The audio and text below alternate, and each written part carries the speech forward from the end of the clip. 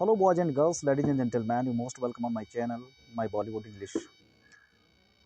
Guys, आज हम आपको इंट्रोड्यूस कराने जा रहे हैं स्पोकन इंग्लिश की दुनिया में सबसे इम्पोर्टेंट टॉपिक जो है model auxiliaries.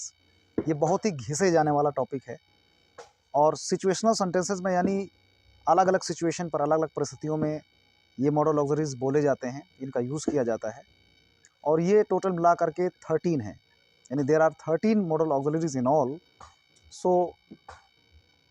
You must watch this video from start to end और हम आपको एक एक करके इसका परिचय कराते जाएंगे। इसको पार्ट में हमने बनाने की अपनी ये मंशा जाहिर की है। इसको हम पार्ट में बनाएंगे और 13 टोटल मॉडल ऑक्सिलरीज हैं जो बहुत ही इंपॉर्टेंट है आपके लिए और इसका किस तरह से हम यूज़ करते हैं बहुत ही टेक्निकल ढंग से आपको इसको समझना पड़ेगा, क्योंकि बुक में जो लिखा रहता है उस बुक में कुछ भी आगे पीछे लिखा जाता है, लेकिन बुक में जो लिखा जाता है वो आपके एक इंट्रोडक्शन के लिए लिखा जाता है। महज आपको एक कॉमन इंट्रोडक्शन आपको देना है, लेकिन अगर आपको समझाना होगा तो समझाने के लिए बहुत बारीकी से सेंटेंसेस को समझना बहुत ज़रूरी है। तो इन सेंटेंसेस को एक एक करके आइए हम सीखते हैं। ये मॉडल ऑक्सिलरीज 13 हैं, जैसे कि कैन, कुड, मे, माइट, यानी कैन का पास्ट टेंस कुड और मे का पास्ट टेंस होता है माइट। फिर शैल और विल हैं, इनके पास्ट टेंस होते हैं शैल का शुड, विल का वुड। फिर must, ought to, need, used to और डेयर, ये टोटल मिला करके 13 मॉडल ऑक्सिलरीज होती हैं। तो फ्रेंड्स, सबसे पहले हम समझते हैं कि मॉडल ऑक्सिलरीज क्या होती हैं।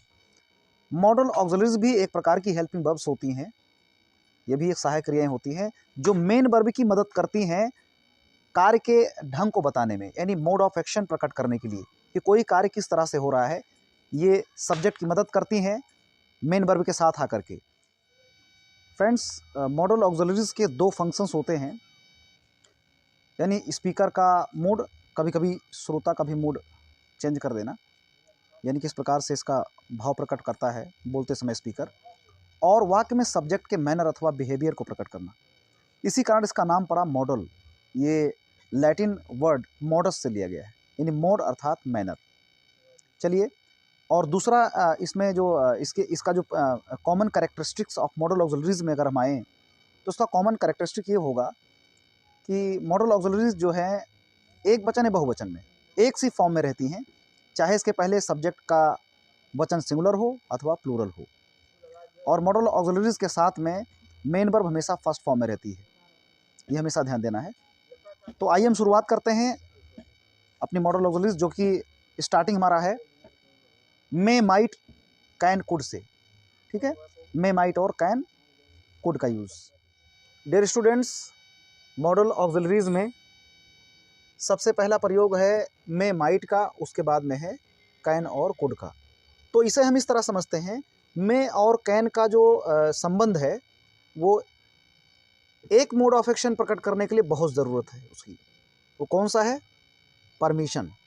यानी परमिशन प्रकट करने के लिए मे और कैन का जब हम यूज़ करते हैं तो उसकी बारीकी आप समझ लीजिए। मे और कैन का सिर्फ एक बार मे और कैन का हम यूज़ देख लेते हैं, फिर इसके बाद मे और माइट का करेंगे और कैन और कुड का हम डिफरेंस देखेंगे, क्या डिफरेंस इन दोनों में है, अंतर क्या है। तो पहला है मे और कैन का डिफरेंस क्या है, दोनों में अंतर देख लेते हैं। मे और कैन में एक ज़बरदस्त डिफरेंस है, और वो ये है कि अनुमति, यानी अनुमति जब लेते हैं या देते हैं, परमिशन लेते देते समय, तो मे और कैन में मे जो लगता है वो अपने से बड़ा कोई अगर रहता है, मान लीजिए सम्मान में आपसे बड़ा कोई है, आपका बॉस है, आपके कोई सर हैं या मैडम है, आपसे बड़े पद पर हैं या उम्र में बड़े हैं, तो आपको इस तरह से यूज़ करना पड़ेगा। अगर परमिशन उनसे लेते हैं तो आप बोलना पड़ेगा मैं, क्या मैं अंदर आ सकता हूँ, फॉर एग्ज़ाम्पल क्या मैं अंदर आ सकता हूँ। तो अब देखिए इसमें मे आई कम इन, ये अपने से कोई बड़ा होता है सम्मान देने के लिए, उसके लिए यूज़ करते हैं मे का प्रयोग। मे आई कम इन यानी क्या मैं अंदर आ सकता हूँ।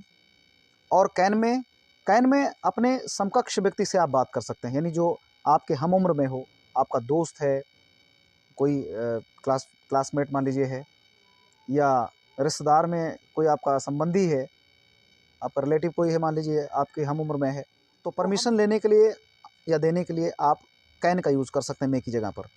जैसे पहले सेंटेंस में हमने दिखाया क्या मैं अंदर आ सकता हूँ? तो अपने से बड़ा कोई है या सम्मान में बड़ा है तो मे आई कम इन बोलेंगे। और अगर अपने हम उम्र में है या अपने बराबर पद वाला कोई है जो आपका डेजिग्नेशन है वही उसका भी है और साथ में काम कर रहे हैं, कोई कुलीग आपका है मान लीजिए, तो आप बोलेंगे कैन आई कम इन। ये इसका फ़र्क है। मान लीजिए आपने कहा कि क्या मैं अंदर आ सकता हूँ? आपका दोस्त है तो बोलेंगे कैन आई कम इन। क्या मैं तुम्हारी पेन ले सकता हूँ? Can I lend your pen, या can I use your phone. और ऐसे तमाम सारे उदाहरण हैं। आप मतलब इसका यूज़ जो कर सकते हैं आप मे और कैन के, ये डिफरेंस है। वर्ब सेम रहेगी, सिर्फ फ़र्क है इसके यूज़ का। मे का यूज 4 तरह से करते हैं। पहले तो अनुमति यानी परमिशन प्रकट करने के लिए, जो मैंने अभी आपको बताया। दूसरा है संभावना प्रकट करने के लिए, यानी कोई चीज़ अगर होने वाली है, उसकी संभावना है कि मान लीजिए वो आ सकता है, या वर्षा हो सकती है, या भाई साहब आ सकते हैं, परीक्षा हो सकती है, यानी संभावना प्रकट करने के लिए मे का यूज़ करते हैं। तो लेकिन यहाँ पर जो है दोनों को मैं कंपेयर करके देख रहा हूँ कि दोनों में कंपैरिजन में कौन सी चीज़ें बराबर की हैं जिनको समझना बहुत ज़रूरी है। वैसी चीज़ें तो बुक में भी लिखी हैं, लेकिन दोनों को समझाने में आपको समझ में आ जाएगा कि दोनों के में अंतर क्या होता है, इसका यूज कैसे हम करते हैं। तो पॉसिबिलिटी में देखिए, अगर आपकी पॉसिबिलिटी है प्रेजेंट टेंस में, मान लीजिए एक सेंटेंस है कि वो आज आ सकता है, वो आज आ सकता है, तो ये 3 सेंस में लगाया जा रहा है। वो आज आ सकता है यानी शायद वो आज आ सकता है, और दूसरा कहीं वो आ ना जाए, यानी ये संभावना है कि वो आ सकता है, शायद वो आ जा सकता है, या कहीं वह आ ना जाए। तो इन तीनों का सेंस एक ही है, संभावना यानी पॉसिबिलिटी। और इसका आंसर इंग्लिश में होगा ही मे कम, वो आ सकता है, अर्थात कहीं वो आ ना जाए या शायद वो आ सकता है। पिताजी आ सकते हैं, फादर मे कम। कहीं पिताजी ना आ जाएं, फादर मे कम। शायद पिताजी आ सकते हैं, फादर मे कम। तो ये 3 सेंटेंस हिंदी के हैं। इन नॉर्मली आप बोल सकते हैं पिताजी आ सकते हैं, फादर मे कम। कहीं पिताजी ना जाएं, फादर में कम। शायद पिताजी आ सकते हैं, फादर में कम। तो इस तरह से मे पॉसिबिलिटी दिखाता है, और माइट भी पॉसिबिलिटी दिखाता है। लेकिन इसके लिए आपको समझना पड़ेगा कि पास्ट टेंस में और फ्यूचर टेंस में, ये 2 टेंस में माइट पॉसिबिलिटी दिखाता है। माइट स्ट्रॉन्ग पॉसिबिलिटी दिखा रहा है। देखिए, उसने कहा वो आ सकता है, तो ही सेड, उसने कहा, पास्ट टेंस है, तो आगे ही मे कम नहीं कर सकते हैं कि वो आ सकता है। जब पास्ट टेंस पहले हो चुका, सेड पहला सेड हुआ है, तो दूसरा मे का माइट कर देंगे। He said he might come, past tense में होगा। उसने कहा कि वो आ सकता है, उसने कहा कि वो लिख सकता है, ही सेड ही माइट राइट। अब ध्यान दीजिएगा, चाहे वो मे होगा, चाहे माइट होगा, यानी चाहे प्रेजेंट टेंस में होगी हमारी मॉडल ऑक्सिलरी, या पास्ट टेंस में होगी, उसके साथ जो फुल वर्ब आएगी यानी मेन वर्ब जो हमारी होगी वो फर्स्ट फॉर्म में ही आएगी। अब तीसरा उदाहरण लेते हैं। उसने कहा वो जा सकता है, तो ही सेड ही माइट गो, यानी यहाँ पर मे की जगह पर माइट का यूज़ करेंगे। चूँकि पहला हमने कहा, उसने कहा, तो हम पास्ट टेंस में बोल चुके हैं, उसने कहा, तो अगला मे नहीं हो सकता बल्कि माइट का यूज़ होगा। तो ये पास्ट टेंस की पॉसिबिलिटी हो गई। और दूसरी पॉसिबिलिटी हमारी फ्यूचर में कैसे होगी, देखिए, ये रिमोट पॉसिबिलिटी के लिए होता है। रिमोट पॉसिबिलिटी यानी दूर की संभावना के लिए होता है कि मान लीजिए रवि कमज़ोर है, अब वो आगे चल करके फेल हो सकता है, कुछ दिनों के बाद या कुछ साल के बाद, कुछ महीने के बाद। तो Ravi is very weak, Ravi बहुत कमज़ोर है, ही माइट फेल। जब दूर की संभावना आपको बोलना होगा कि कुछ दिन के बाद या कुछ समय के बाद, कुछ महीनों के बाद शायद वो फेल हो सकता है। आपको संभावना जताना है कि मैं कमज़ोर हूँ और मैं फेल हो सकता हूँ, तो I am weak, I might fail. वहाँ पर मे नहीं बल्कि आपको माइट का यूज़ करना होगा। जैसे वो कठिन परिश्रम कर रहा है ताकि वह पास हो सके, तो he is doing hard work, है ना, या ही वर्क्स हार्ड, वो कठिन परिश्रम करता है, सो दैट, ताकि ही माइट पास, ताकि वो पास हो सके। तो दूर की संभावना के लिए आपको माइट का प्रयोग करना पड़ेगा। तो ये दोनों में अंतर था मे और माइट में। अब मे और माइट के डिफरेंस को इस टेबल द्वारा समझ लेते हैं। देखिए, इसमें मे का यूज़ किया हमने अनुमति के लिए यानी परमिशन के लिए, मे आई कम इन, क्या मैं अंदर आ सकता हूँ। मे का यूज़ हमने किया संभावना के लिए, पॉसिबिलिटी के लिए, यानी ही मे कम इन, अर्थात वो आ सकता है, या शायद वह आ सकता है, या कहीं वो आ ना जाए, संभावना है। अगला यूज़ है शुभकामना व्यक्त करने के लिए, अर्थात विश प्रकट करने के लिए, मे यू लिव लॉन्ग। आप दीर्घजीवी हों, अर्थात आपकी लंबी उम्र हो। May you live long. अब मे का यूज़ हम करेंगे सेंटेंस बनाते समय, मे सबसे पहले कर देंगे और बाकी असर्टिव जैसा रहेगा, यानी आपका अफर्मेटिव जैसा बनता है। यू सब्जेक्ट के बाद में, वर्ब आई लिव, ठीक है, यू लिव, तो मे यू लिव लॉन्ग। अगला आप शुभकामना व्यक्त कर सकते हैं। आप पास हो जाएं तो कैसे बोलेंगे? May you pass, may you pass, आप पास हो जाएं। आप सफल हो जाएं, मे यू सक्सीड। इस तरह से शुभकामना व्यक्त कर सकते हैं। और ठीक शुभकामना का उल्टा कर्स होता है। कर्स यानी अभिशाप, यानी श्राप देना किसी को, ये भी सेम ऐसे ही बनेगा। आप असफल हो जाएं, may you fail, may you fail. आप मर जाएं, मान लो किसी को आपने श्राप दिया, तो मे यू डाई, आप मर जाएं। आप नरक में जाएं, may you go to hell. इस तरह से हम अभिशाप दे सकते हैं। तो ये रहा मे का प्रयोग। इस तरह से आप सेंटेंस बना सकते हैं। और इसको अच्छी तरह से सीखने के लिए आपको एक बहुत ही बेहतर काम करना पड़ेगा कि आपको सेंटेंस लिखना पड़ेगा। एक टाइप का सेंटेंस, फिर दूसरे टाइप का सेंटेंस, फिर तीसरे टाइप का सेंटेंस, फिर चौथे टाइप का सेंटेंस। इस तरह से एक एक सेंटेंस के टाइप लिख करके, और उस टाइप से आपको आप कम से कम 10 सेंटेंस बनाने पड़ेंगे। 10 सेंटेंस, 10-10 सेंटेंस बनाते जाइए।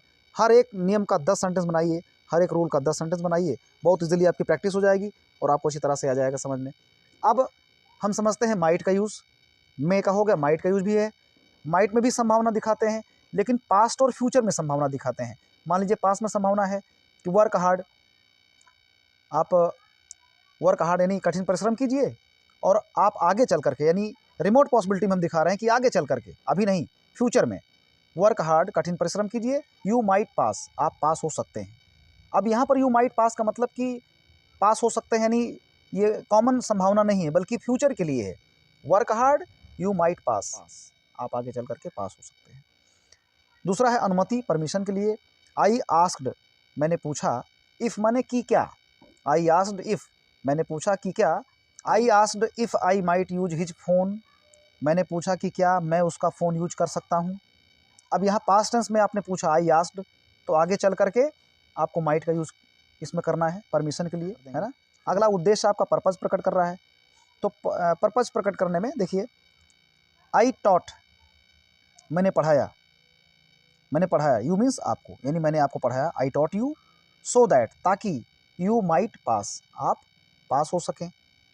अब ये भविष्य की संभावना दिखा रहा है।